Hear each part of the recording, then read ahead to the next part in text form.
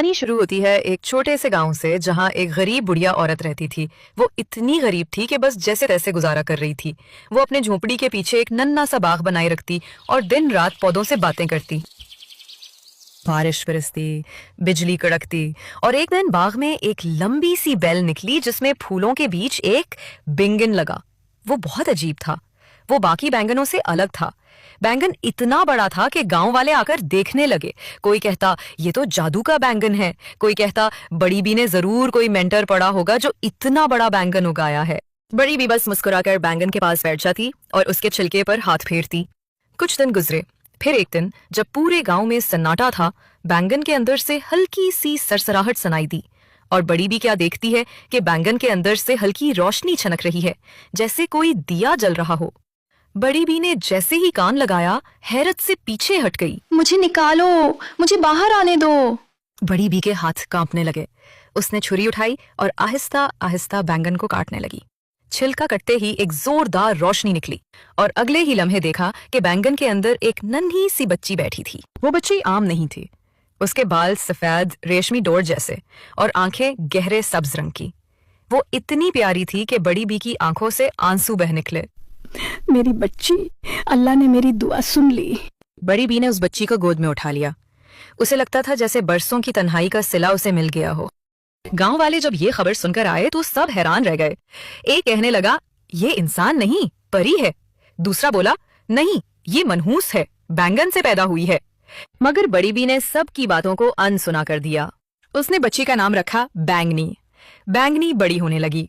वो औरों की तरह नहीं थी। उसकी हंसी से फूल खिलने लगते और उसकी आंखों के आंसू जमीन में गिरकर पौधे बन जाते। बच्चे उसके साथ खेलना चाहते थे, मगर बड़ों को शक रहता कि ये जादू की पैदावार है। कुछ लोग उसे चराने लगे, थाली का बैंगन, थाली का बैंगन। बैंगनी हंसती रहती, मगर रात को चुपके से बड़ी बी के कंधे पर सर रखकर कहती, अम्मा, क्या मैं सच्ची में मनहूस हूँ? बड़ी बी उसके बाल सहलाती और कहती, नहीं बेटी, तुम खास हो, बस लोग खास चीजों को समझ नहीं पाते। एक दिन गांव में खबर फैली कि बादशाह का बेटा शहजादा राज बीमार है। न हकीम का इलाज काम कर रहा था, न जादूगर की दवा। महल के मनादी चीखते फिर रहे थे, जो भी शहजादे की बीमारी का इलाज करेगा उसे इनामो इकराम दिया जाएगा। बैंगनी ने यह सुना तो उसके दिल में एक अजीब सा जज्बा जागा। उसे लगा जैसे वो शहजादे की मदद कर सकती है। बड़ी भी पहले डरी, मगर फिर उसने कहा, जा बेटी, शायद यही तुम्हारी कहानी का अगला कदम है। चलते चलते बैंगनी जंगल में पहुंच गई। रात गहरी हो चुकी थी। तारीक साये दरख्तों में रेंग रहे थे। थकन से उसके कदम डिगमगाने लगे तो वो एक बड़े दरख्त के नीचे लेट गई।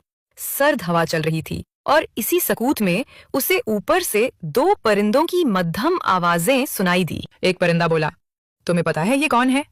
दूसरा परिंदा चूंक कर बोला, नहीं, कौन है ये लड़की? पहला परिंदा आहिस्ता सा बोला, ये वो है जो शहजादे को बचाने जा रही है, मगर इसे क्या खबर कि वो तभी बच सकेगा जब ये अपने सींग का एक टुकड़ा तोड़कर शहजादे के सीने पर रखेगी। दूसरा परिंदा हैरान हुआ, क्या वाकई? मगर क्या ये जानती है कि इसके अंदर पोशीदा राज क्या है? बैंगनी ने ये सब सुना, मगर उसके बदन पर नींद का बोझ इतना भारी था कि वो उनके पूरे मुकालमे पर गौर न कर पाई। धीरे धीरे उसकी आंखें बंद हो गईं और वो सो गई। अगली सुबह जब सूरज की रोशनी दरख्तों के पत्तों से छनकर उसके चेहरे पर पड़ी तो वो जाग गई। परिंदे कहीं गायब हो चुके थे। बैंगनी ने अपने माथे को छुआ और एक लम्हे को सोच में डूब गई। क्या मैंने ख्वाब देखा था या वाकई कुछ सुना? मगर वक्त जाया करने का मौका नहीं था। वो तेजी से आगे बढ़ी और दिन चढ़ते चढ़ते महल के ऊंचे मीनार नजर आने लगे। बैंगनी महल पहुंची। दरबानों ने पहले उसका मजाक उड़ाया, ये क्या बैंगन, लड़की शहजादे को बचाएगी?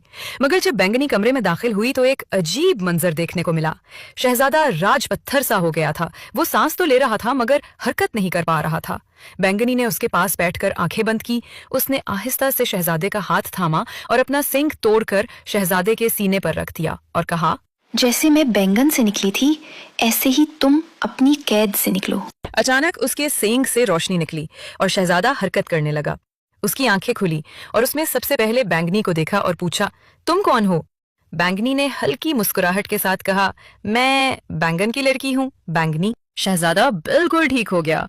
बादशाह और मलका खुशी के मारे रोने लगे। गांव वाले भी हैरान थे कि जिसे वो मनहूस कहते थे वो ही सबकी निजात बनी।